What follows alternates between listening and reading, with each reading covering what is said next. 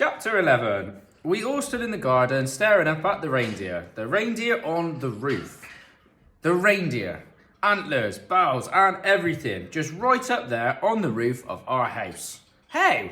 Will managed to speak first. But how? It flew, I replied. Obviously.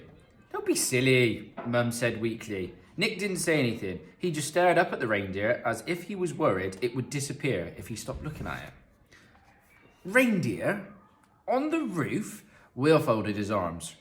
Sure, why not? We need to get it down before someone rings the papers or the TV people, Mum said. This is ridiculous.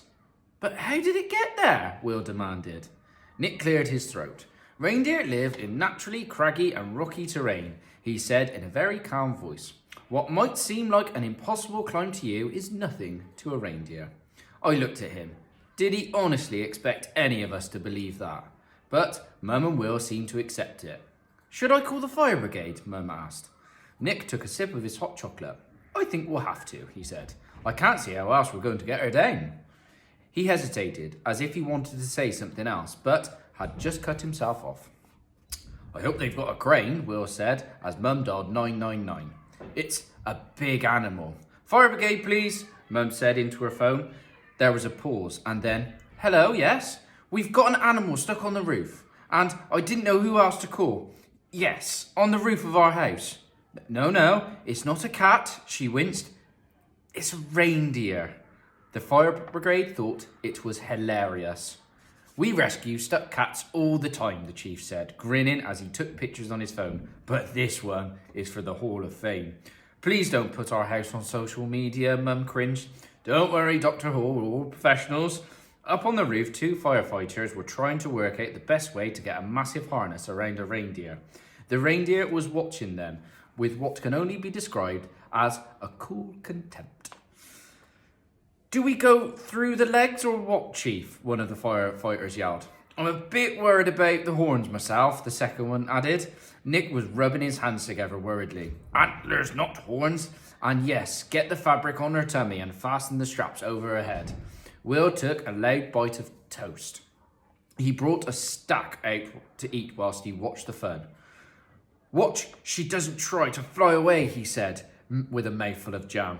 The firefighters laughed, but none of our family did. On the roof, the two firefighters managed to fix a sort of hammock around the reindeer and clip straps around her back. The animal was quite placid about the whole thing, only gently nibbling the uniforms of the two women who were trying to help and looking curiously down at us, as if unable to understand why we were staring at her.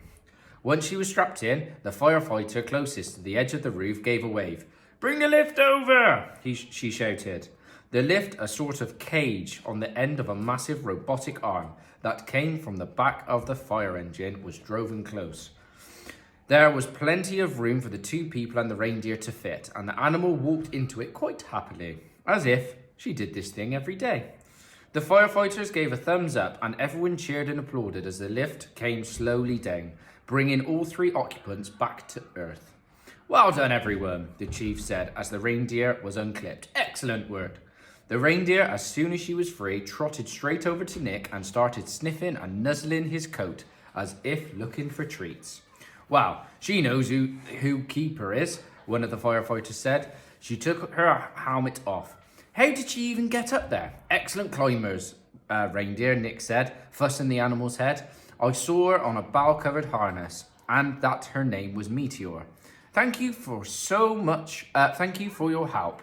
Not a problem. Makes a change from cats. But would she have climbed? Meteor decided to change the subject by suddenly doing an enormous poo. Everyone recoiled in horror while Mum mumbled something about it being good for the garden roses at least. The fire brigade didn't linger for long after the stink bomb was dropped. They thanked Nick for the adventure and told Mum to call again if she had any more animals stuck on the roof before driving away, giving us cheerful waves as they turned at the end of the street. Right, stinky lady, let's get you home, Nick said to Meteor, who was looking very pleased with herself. Do you need a horse box? Mum asked. They have emergency ones at the vet surgery. We'll walk, Nick said firmly. She needs a good talking to. I gave Will a meaningful look. A talking to? I mouthed. He shrugged. I'll let you know when we get back, Nick said to Mum. He took hold of Meteor's harness. Come on, madam. Meteor trotted happily beside him, and the rest of us were left to try and get to school on time. The pile of poo stayed in the middle of the garden.